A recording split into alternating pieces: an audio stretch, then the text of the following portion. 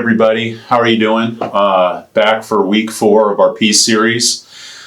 This week we're talking about child support, the C in the P.E.A.C.E acronym.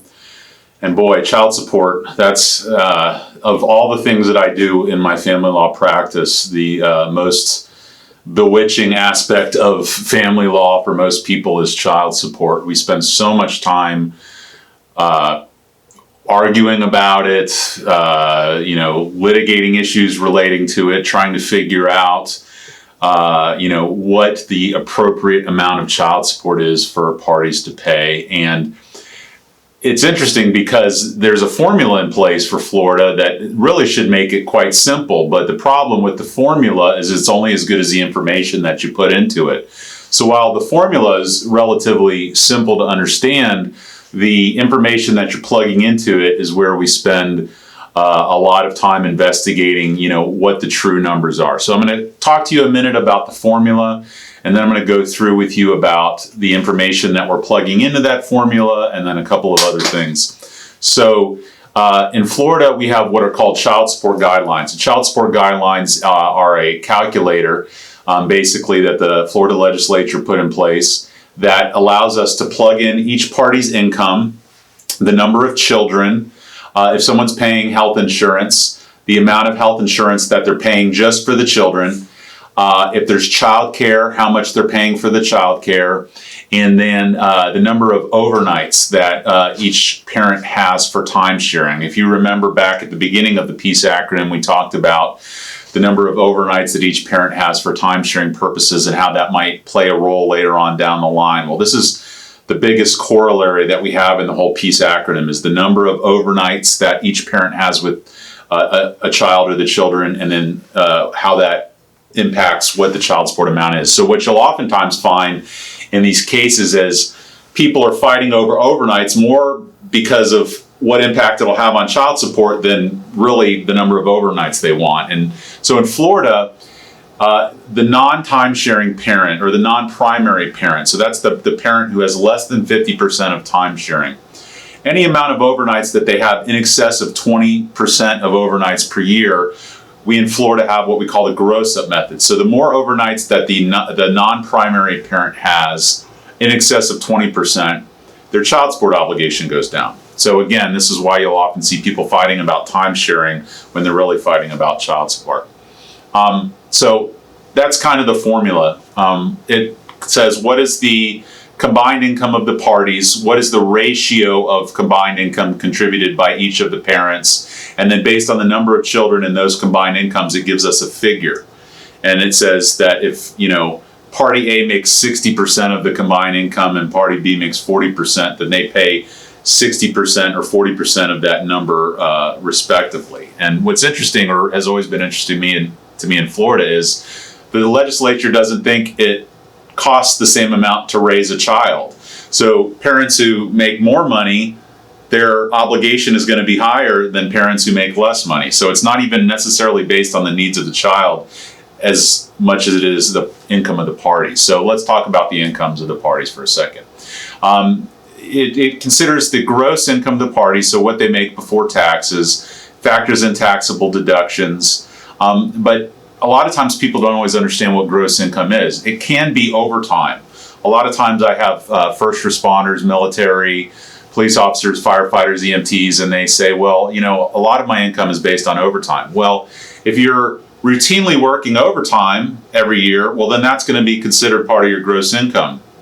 Another thing is for members of the military, they often have stipends for housing on base and meals, and there's hazard pay if they're overseas, and these are all things that could be made part of gross income as well. So once we know the gross income of the parties, we figure out, okay, who's paying health insurance. One of the things that is, again, often misunderstood is we're not talking about the total amount of health insurance you pay. We're just talking about the amount that you pay additionally from your own for the children. So that gets factored in. And then finally, child care. If the child or children are in child care, that number gets plugged in. So once we have all those numbers and we know the amount of overnights that each parent is having, it spits out a child support figure for us to use. And so this child support is meant to cover all the expenses related to the child. The only things that it doesn't cover is, let's say, extracurricular activities, sometimes school-related expenses, uncovered health expenses. These are things that the parties will oftentimes split over and above child support between them. And the court can order that the parties split that either 50-50, depending on whether it's extracurricular or, again, a pro rata split based on their income contributions. So that's going too far. But, you know, there are some expenses over and above child support that the court can order the parties to pay.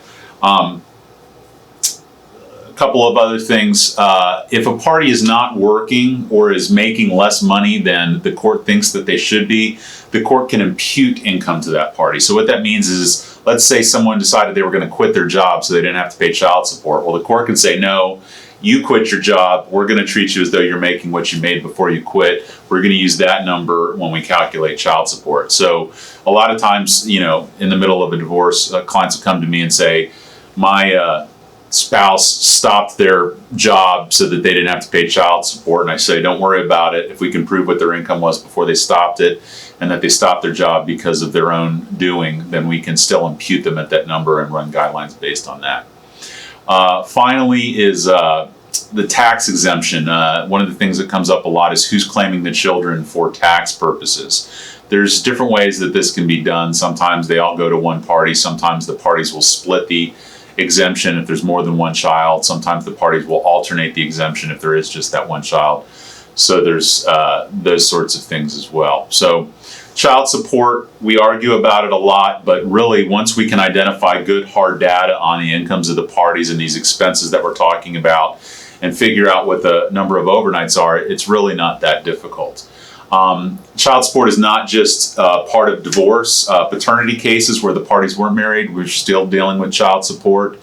And then another part of this oftentimes is the Department of Revenue can become involved. So if one of the parents is seeking government assistance, either in the form of, let's say, food stamps or kid care, which is kind of the state-provided health insurance for children, the state can step in and say, well, who's the other parent of the child? Are they contributing? And if they're not, they can go after them as well in an administrative setting and seek child support against them. So that's another version of this. Finally, child support is not static. So if you have a divorce or you have a final decree that sets child support is always subject to modification. So if someone starts to make more money 2 years down the road, you can take them back and modify. If you're making less money and it's not because of your doing, but because, let's say, your job is downsizing or your business closed or whatever else the case may be, you can come back and reduce your child support. There's different ways that you can pay your child support. Sometimes the court will allow you to pay it directly to the other party if you guys are working well together. If not, you can pay it through the Florida disbursement unit. The court can, in some cases, order what's called a income withholding order. So what that is, it's an order that the court signs and it follows the paying party around to whatever job that they hold. And before they even get their paycheck, the money is withheld from the employer and then sent to the other party. So there's all sorts of issues, ancillary and subsequent child support. You know, a lot of times we're going back with motions for contempt for someone who's not paying child support. So it's always a good idea if you're receiving child support or if you're ordered to pay child support to keep a good record independent of whatever record's being kept by the clerk or the court, so that should it ever become an issue in the future, you can prove, you know, hey, this person hasn't been paying, or hey, yes, I have been paying. That'll make life a lot easier down the road if there's any kind of enforcement or contempt issues. Thank you guys again for watching. Hope you're finding these helpful. Next week is going to be the last part of the 5-part series, the E and the P.E.A.C.E acronym for everything else, which is kind of the catch-all that just hits all the little small parts of this that I haven't touched on already. Again, if you guys have any questions or want to know more, I'm available. You can click on the link in our YouTube page. You can check us out on Facebook, Twitter, Instagram. Go to our website, email me, call me. It's all right there for you. All right. Thanks, guys.